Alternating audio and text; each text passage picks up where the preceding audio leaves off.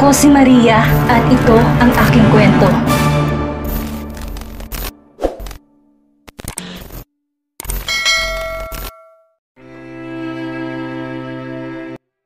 Dumilim ang mukha ni Jeremy. Sana inisip niyo yan bago kayo pumunta dito or ng gulo. Ngayon pumili ka, Trixie. Pipirma ka ngayon sa divorce paper na to o wala ka makukuha sa akin maski piso. Nabigla si ni Marvin at Dexter sa narinig. Kung gano'n divorce paper pala ang kailangan pirmahan ni Trixie. Hindi ako papayag na maghiwalay kayong dalawa. Anong ginagawa mo, Trixie? Nanlalaki ang mata ni Victoria na makita, pinirmahan to ng manugang. Pasensya na, Mommy, pero kailangan ko ng pera. Hindi birong 1 bilyon? Tumigil ka. Sinubukan agawan ni Victoria ang divorce paper kay Trixie, ngunit maagap tong nilayon ng babae. Nahihibang ka na ba? Akala ko ba mahal mong anak ko? Trixie, mag-isip ka bago magpadalos-dalos sa desisyon? Mommy, please. Pinipili ko lang kung ano sa tingin ko'y makikinabang ako sa ngayon, kaya pakiusap huwag mo kong pakialaman. Desperadong inabot ni Trixie ang divorce paper kay Jeremy. Ito ang gusto mo, hindi ba? Pues ipagkakalob ko sa iyong kalayaang gusto mo. Pero huwag kang umasang hahayaan ko kayo maging masaya. Tandaan mo, magiging anino ko sa lahat ng babaeng ipapasok mo sa pamilya ninyo. Hanggang sa walang magtagal at manatili sa tabi mo. Tumiim ang bagang ni Jeremy. Pinigilan ng lalaking sariling magkomento pa upang di na makaagaw ng atensyon sa iba. Napakasama ng tingin ni Victoria sa anak. Sobrang pagpipigil na huwag tong samparin at pagsalitaan ng kung ano-ano. Bumaling ang ginang kay Trixie. Hinila to paalis sa lugar. Magtutuos silang dalawa. Anong ginawa mo, Trixie? Bakit pumayag ka maghiwalay kayo ng ganun lamang ng aking anak? Paano ka magiging anino tulad ng sinasabi mo, kayong wala kang panghahawakan sa kanya? Hindi ka nag-iisip? Nasilaw ka sa 1 bilyon, kapalit ng marami oras na ipagbuntis mong kanyang anak? Di pinansin ni Trixie ang galit ng ginang. Umiiyak na sinubsob ng babae ang mukha sa palad, saka humagulhol ng iyak. Nasasaktan din naman ako sa desisyon ko, Mommy. Akala niyo ba madali para sa akin to? Pero pinili ko kung mas makinabang ako sa ngayon. In just 2 months, 200 million lang makukuha ko. Wala akong magagawa kundi tanggapin yon kapalit ng paghihiwalay namin. Sa tingin niyo ba may paraan para pigilan ang diborsyo naming dalawa? Wala, Mommy. Wala. Nilabas ni Trixie sa bag na dala ang copy ng marriage contract nilang dalawa. Kapag pinilit kong pagsasama namin, ako pa ang makakasuhan at magbabayad ng 10 bilyon sa kanya at maaari pa akong makulong. Saan ako kukuha ng ganun kalaking halaga? Maang na binasa ni Victoria ang contract. Tonta, bakit ka pumayag sa kontrata na wala kang makukuha maski piso? Di talaga marunong mag-isip si Trixie. Di marunong gumamit ng utak. Nasayang lamang ang lahat ng pinaghirapan niyang gawin upang makuha nito si Jeremy. Kapag hindi ka pumirma dyan, hahanap si Jeremy na ibang babae magiging asawa niya upang saktan si Perlita. Sinamantala ko lang ang pagkakataon. Akala ko matututunan niya akong mahalin dahil bukod sa naging kami naman noon, boto kay sa akin nila Daddy pero mali ako, Mommy. Kumalat ang pait sa puso ni Trixie nang maalala ang nakita niyang kayamanan kung ituring na Jeremy sa office ito. Di niya pala talaga ako minahal. Hindi niya ako minahal. Awang-awa na niyakap ni Victoria si Trixie. Nanginginig ang kanyang kalamnan sa galit sa sinapit ng babae. Nagkatinginan sina Dexter at Marvin. Parehong awang kanilang mga labi sa kanilang nasaksihan. Sa mismong tapat pa ng silid kung saan nakakonfine si Perlita, tuluyang naghiwalay ang dalawa. Natigilan pa silang magkaibigan. Si Jeremy, di nakaligtas sa kanilang paningin ang nanginginig nitong mga kamay habang hawak ang divorce paper nila ni Trixie. Finally, tumalikod si Jeremy para itago ang luha. Gusto niyang sumigaw sa tuwa. Sa wakas, malaya na siya. Mula sa bulsa ay nilabas ng lalaking singsing na matagal niyang itinago at iningatan. Ang singsing na binigay niya kay Perlita noon. Ang mabuti pa umalis na muna kami ni Dexter. Hindi hinayaan ni Marvin na umalma ang kaibigan. Inawakan niya to sa kamay, hinila pa palayo. Alam ng babae na kailangan ni Jeremy na mapagsolo kasama si Perlita sa kwarto. Ang mga tao na nakikiusyoso ay nagsimula na ring magsialisan at bumalik sa kanilang kwarto. Di ako makapaniwala na masasaksihan natin ang hiwalayan ng dalawang yon. Walang balitang lumabas na hindi maganda ang pagsasama nilang dalawa. Pero kung mag-usap silang dalawa kanina, parang may mali. Tumango si Marvin sa sinabi ni Dexter. Yan din ang napansin ko. Pero nakapagtataka, hindi ba? Noong i-anunsyo niya kasi na si Trixie ang pakakasalan niya, kumalat yun sa lahat ng telebisyon. Pero pagkatapos noon, naging tahimik ang lahat sa pagitan nilang dalawa. Kahit pa nga ang kasal nila'y pribado, hindi ba nakapagtataka? Tumango si Dexter. Updated sila sa nangyari kay Jeremy sa nakalipas na 5 taon, maliban kay Ferlita. Sa loob na 5 taon, walang balitang lumabas na may kinalaman sa dalawa. Naging pribado ang buhay nilang mag-asawa. Baka gusto lang nila ng private relationship. Umingo si Marvin. Anong gusto ng private relationship? Ang sabihin mo, baka kaya lang nagpakasal si Jeremy sa babaeng yon kasi yun ang gusto ng magulang niya. Aminin kasi natin, di naman talaga nila gusto si Ferlita eh. Kapal na mukha ng mag-asawang Crawford na yan. Pagkatapos tulungan ng parents si Ferlita na makuha ng anak nila ang pwesto bilang CEO ng Crawford Industry, basta na lang tinapon si Ferlita. Kapag naaalala kong ginawa nila sa kaibigan natin, nanggigigil ako sa kanila eh. Di nakaligtas sa mata ni Marvin ang pagbuntong hininga ni Dexter. Alam niya kung gaano nito kamahal si Ferlita. Dinadaan lamang nito sa biro at tawang lahat. I wanted Ferlita to be happy. Pero di pala madaling maging masaya para sa taong mahal mo, lalo na kapag alam mong masasaktan lang siya. Dexter? Ngumiti na mapait si Dexter. Sa tingin ko, hanggang dito na lang talaga ako. Di ko talaga makukuhang pagmamahal ni Ferlita. Halata naman na si Jeremy talagang mahal niya, kahit 5 taon ang lumipas. Ngayong malayo na si Jeremy, malayo na rin siyang mahalin ulit to. Huwag lang niyang sasaktan si Ferlita, at di ko alam kung ano magagawa ko sa kanya. Oras at saktan niya ang kaibigan natin. Pinagmasdan ni Jeremy ang mukha ni Ferlita. Sa kabila ng makapal na benda nito sa ulo at mga pasa sa katawan, napakaganda pa rin ito. I couldn't wait to put this ring in your finger again. Ferlita, malaya na ako. Inalikan ng lalaki ang kamay nito. Gusto niyang ilagay ang singsing sa daliri ni Ferlita. Gusto niyang sabihin na pakasalan siya, pero alam ni Jeremy hindi ganon kadali ang lahat. Kailangan niyang magsimula sa umpisa. Kailangan na mapatawad muna siya ng lubusan ni Ferlita. Kapag nangyari yon, isusuot niyang muli ang singsing na ibinalik nito sa kanya nung araw bago ito nawala. Kanina pa nakakunot ang noon ni Jeremy habang nakatingin kay Jasmine na nakaupo sa katapat niyang upuan. Naka-cross arms pang paslit at nakanguso nakatingin sa kanya. Simula nang dumating to kasama si Marvin, hindi ito nagsasalita. Di napigilan ni Marvin ang mapangawi. Naalala niya ang sinabi ng inaanak sa kanya kanina. I hate Daddy Uncle. Mommy told me he moved in America to live here with his family, kaya po hindi niya ako dinadalaw. He broke his promise to me. Natampal ni Marvin ang noo. Mukhang nagsinungaling si Ferlita upang mailayo si Jasmine sa ama nito. Tumikim si Jeremy para kunin ang atensyon ni Jasmine, pero umingo lang ang bata at nakanguso, binaling ang mukha sa kabilang gilid. Ang yaya naman ni Jasmine ay hiya sa inasalang dalaga, ngunit kilala niya ang alaga. Hindi ito kikilos ng ganito kung walang dahilan. Jasmine, are you angry? Di nakatiis na tanong na Jeremy sa bata. Noong isang araw lang buhat niya pa ito habang umiiyak.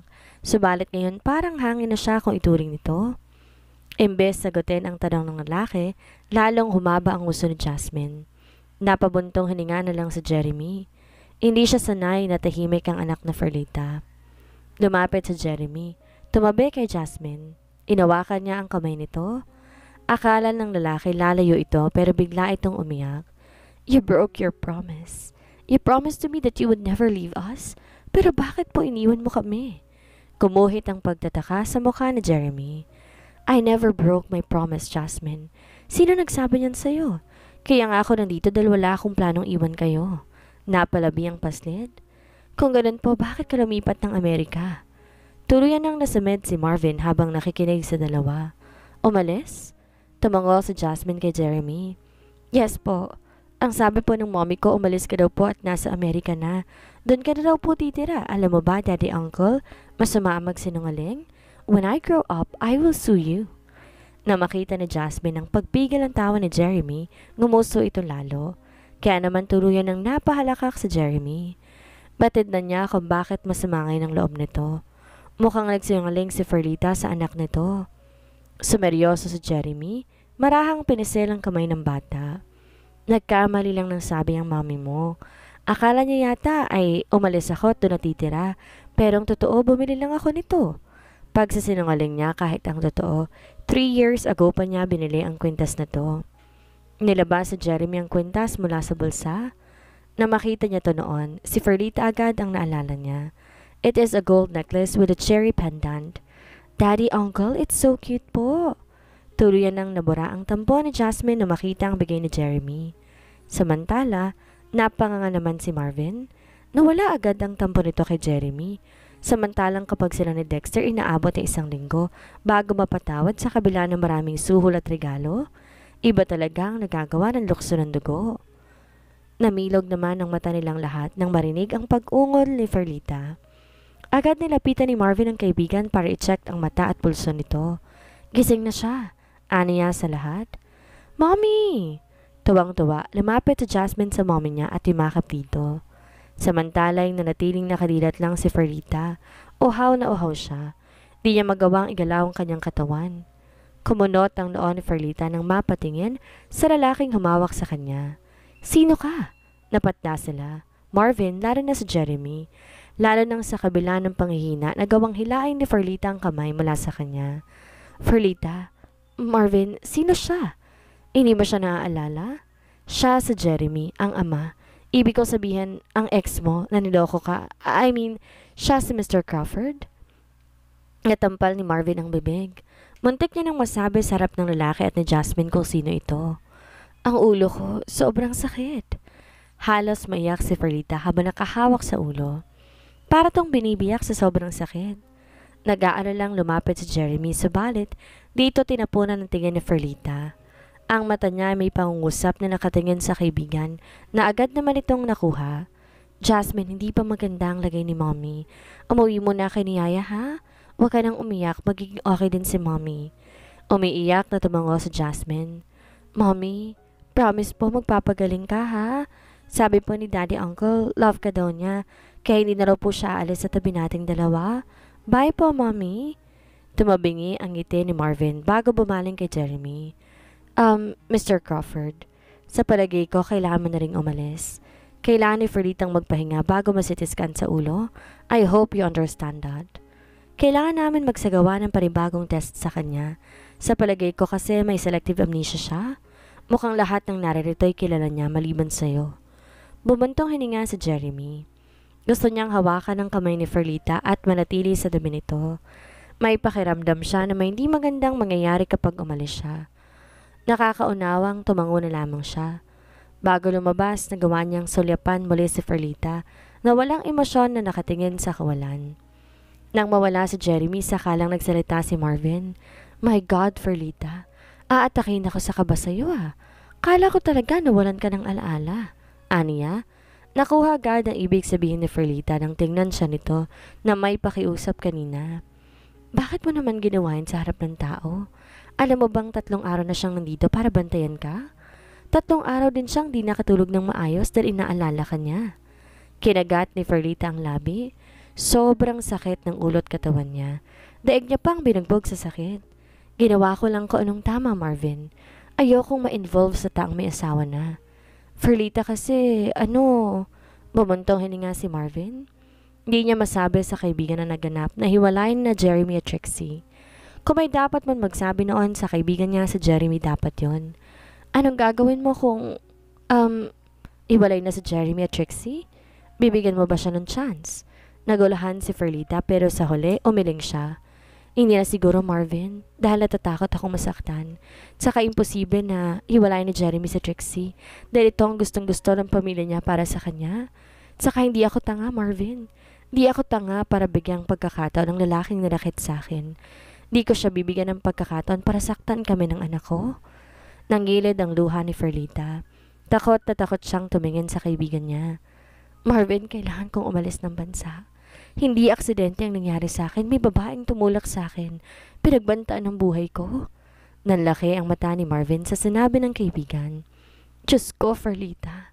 Sino naman ang gagawa nito sa'yo? Sa labas ng silid, halos mamuti ang pagkuyom ng kamuo ni Jeremy. Nanginginig ang lalaki sa matinding galit. Narinig na Jeremy ang lahat. Pero ang labis niyang kinagagalit ay ang pagtatangka sa buhay ni Ferlita.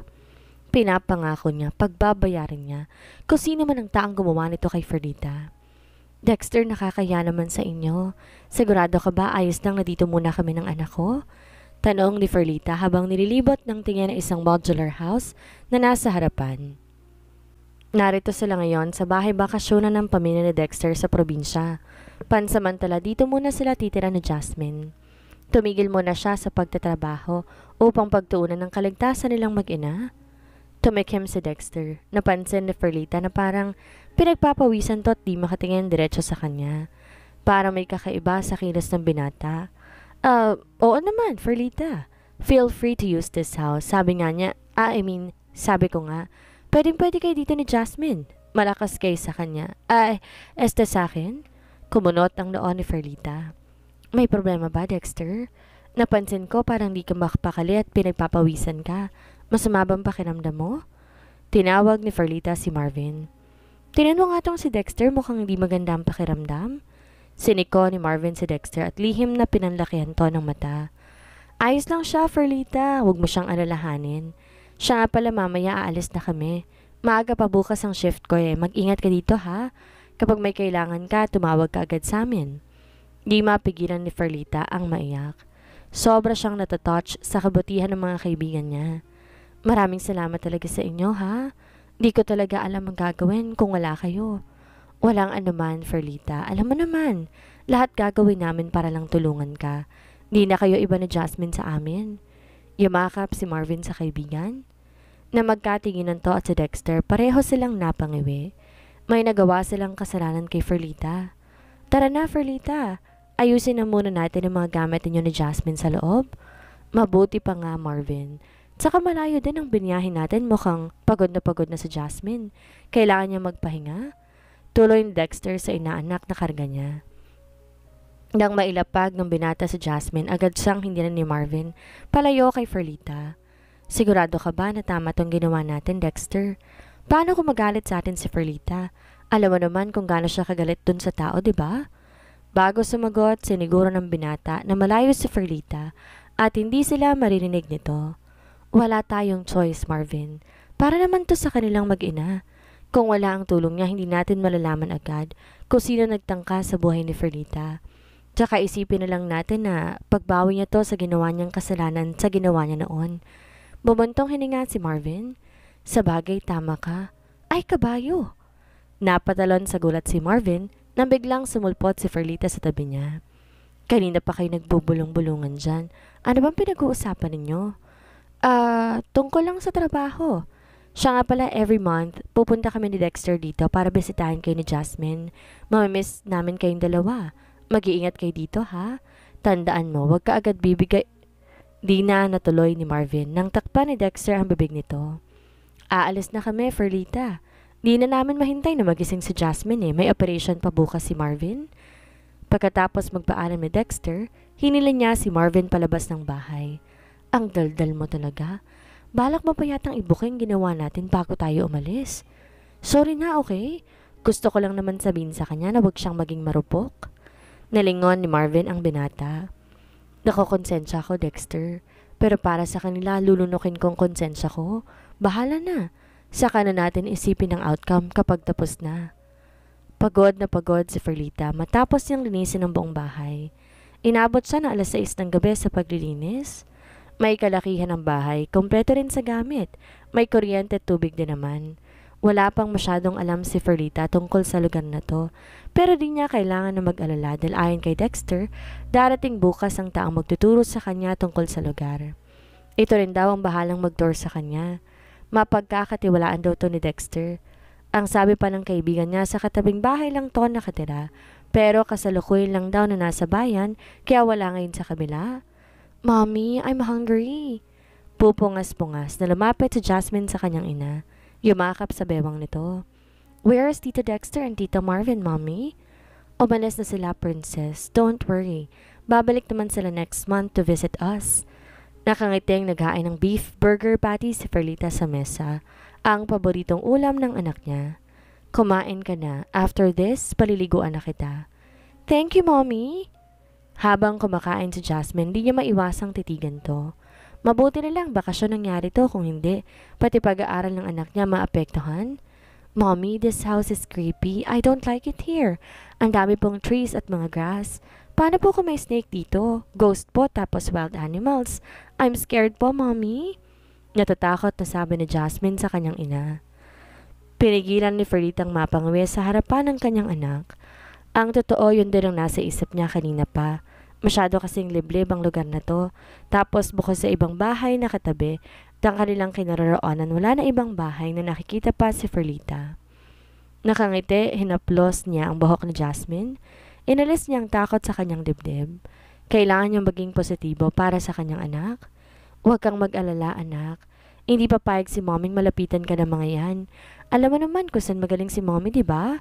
Yes, Mommy is a superwoman. Di mapigilan ni Ferlita ang matawa. Tumayo pa talaga ang anak niya, habang nakataas ang isang kamay tulad ng mga superheroes na napapanood nito.